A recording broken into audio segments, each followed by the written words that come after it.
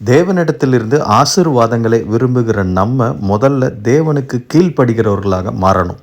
அவருடைய வார்த்தை தான் நமக்கு ஆசீர்வாதம். அந்த வார்த்தையை நம்ம கை கொள்ளும் பொழுது தான் நம்மை பலப்படுத்துகிற கிறிஸ்துவினால் எல்லாவற்றையும் செய்ய எனக்கு பலன் உண்டு என்று நம்ம கிளைம் பண்ணி சுதந்திரவாளியாக மாற முடியும்.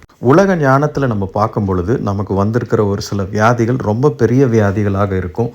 அதுக்கு தீர்வே கிடையாது. மருத்துவ உலகமும் ஒரு லிமிட்டெட் சப்ளை ஆஃப் மேனேஜ்மெண்ட் தான் கொடுக்க முடியும். ஆனால் நம்ம உலகத்தானை போல யோசிக்காமல் தேவ வசனத்தில் வேரூன்றவர்களாக அவருடைய வசனத்தை விசுவாசிக்கிறவர்களாக நாம் மாறும் பொழுது, என் தழும்புகளால் ஏற்கனவே நீங்கள் சுகமானீர்கள் என்ற அவருடைய வசனம் நம்மை உயிர்ப்பிக்கும்.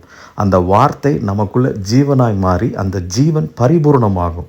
அப்போ அந்த ஜீவன் எப்படி பரிபூர்ணமாகும்னா, நம்ம அந்த வார்த்தையை கிளைம் மட்டும் பண்ணக்கூடாது. கிளைம் பண்ணி அதற்கு கீழ்ப்படிந்து அதன்படி நம்ம நடக்க வேண்டும். நிறைய நேரம் நமக்கான ஆசீர்வாதமே ஆண்டவராக இயேசு கிறிஸ்து தான் என்பதை நம்ம மறந்து விடுகிறோம். நம்ம அவரோடு இருப்போமானால், அவருடைய வார்த்தை நமக்குள்ள வேரூன்றி இருக்குமானால், எல்லா தடைகளும் நம்ம உடைத்து இயேசுவின் நாமத்தில் சுதந்திரவாளியாக மாறலாம்.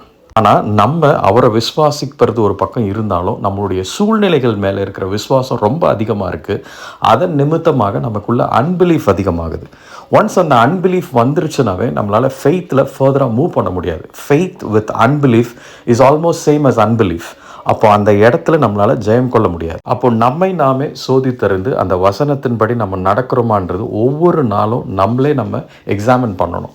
ஒருவேளை அந்த இடத்துல டீவியேஷன் இருந்தால் உடனே மனம் திரும்பி ஆண்டவருடைய வார்த்தையின்படி நம்ம கீழ்ப்படிந்தவர்களாக மாற வேண்டும். ஆண்டவரும் தெளிவாக சொல்லுகிறார், உங்களுடைய பலிகளை அல்ல கீழ்ப்படிதலையே நான் விரும்புகிறேன்.